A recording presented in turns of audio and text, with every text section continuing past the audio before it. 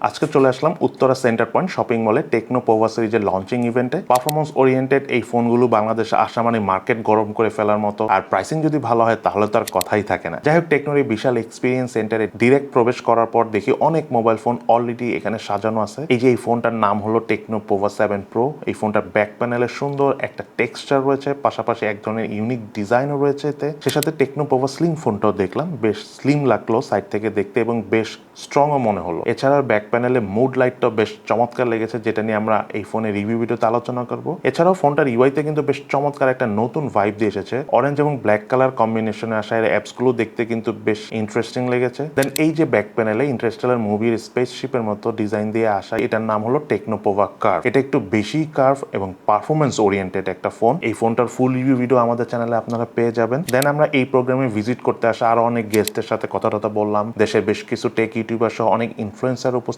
ছিল এই প্রোগ্রামে, অনেক সেলিব্রিটিরাও উপস্থিত ছিল। তারা নানা রকম ইন্টারেস্টিং অনেক কিছু করতেছিল, সেটা আমরা উপভোগ করলাম। দেন ফাইনালি বহু অপেক্ষার পর লঞ্চ হলো টেকনো পোভা সিরিজের 3টা মডেল, যার একটা নাম হলো টেকনো পোভা স্লিম 5G, আরেকটা হলো টেকনো কার্ভ 5G, আরেকটা হলো টেকনো পোভা 7 প্রো 5G। 30 থেকে 35 হাজার টাকার মধ্যে 3টা ফোনই আমাদের কাছে বেশ ভালো লেগেছে।